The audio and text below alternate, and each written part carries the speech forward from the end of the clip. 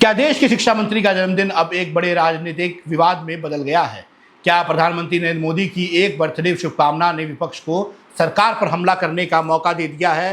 और आखिर क्यों एक बार फिर नीट यूजी 2026 पेपर लीक का मुद्दा सियासी तूफान बन गया है? नमस्कार, आप देख रहे हैं संपन्न भारत और मैं हूं कृष्णा तिवारी। चलिए जानते हैं पूरी खबर को विस्तार से।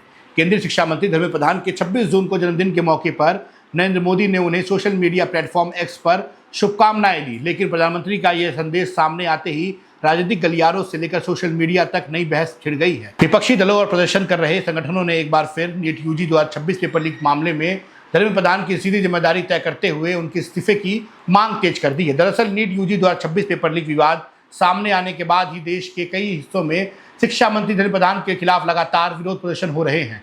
कांग्रेस के अलावा कॉकरोच जनता पार्टी यानी सीजीपी भी कई शहरों में प्रदर्शन कर चुकी है। फिलहाल दिल्ली के जंतर मंतर पर भी सीजीपी का विरोध प्रदर्शन जारी है, जहां कार्यकर्ता शिक्षा मंत्री के इस्तीफे की मांग कर रहे हैं।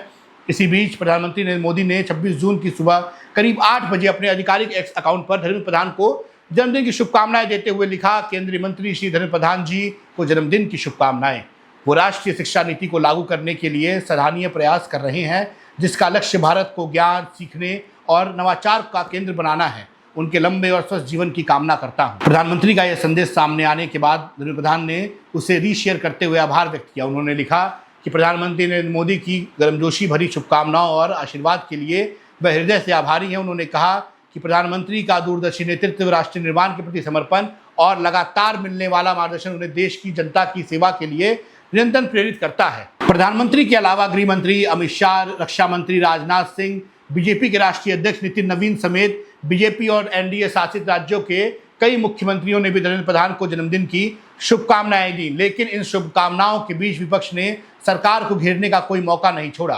कांग्रेस के वरिष्ठ नेता पवन खेड़ा ने सोशल मीडिया पर धर्मेंद्र प्रधान को जन्मदिन की बधाई देते हुए तंज कसा। उन्होंने लिखा, प्रिय धर्मेंद्र अंकल, जन्मदिन मुबारक। आज आप 57 साल के हो गए, लेकिन हम तो आपकी आधी उम्र तक भी नहीं पहुंच पाए। इसके बाद उन्होंने उन छात्रों के नाम की सूची साझा की जिन्होंने नीट पेपर लीक विवाद के बाद आत्महत्या की थी। इसके बाद लोकसभा में नेता विपक्ष राहुल गांधी ने पवन खेड़ा की पोस्ट को साझा करते हुए प्रधानमंत्री नरेंद्र मोदी पर सवाल उठाए।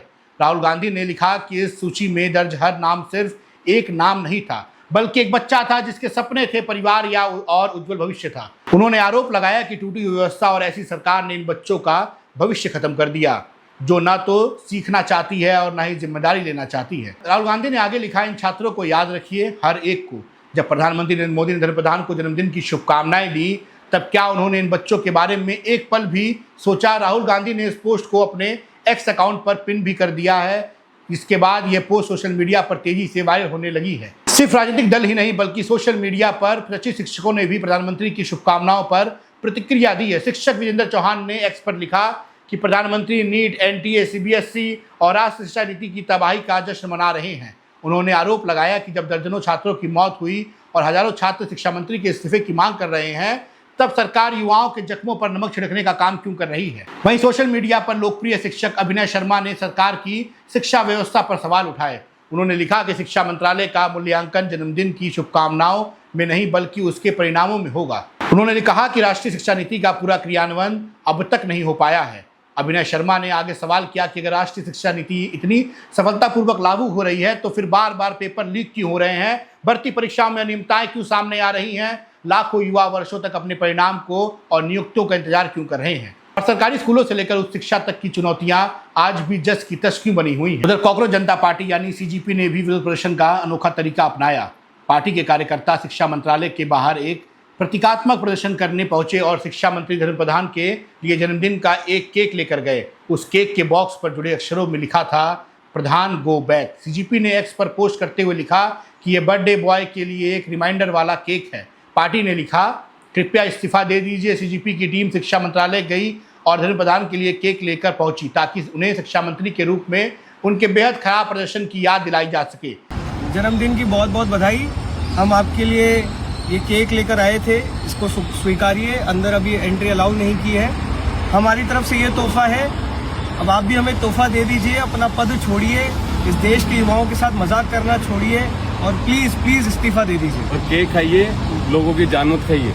गो प्रधान गो प्रधान गो गो प्रधान प्लीज सर, हाथ जोड़ के रिक्वेस्ट कर रहे हैं। गो प्रधान गो, गो प्रधान गो।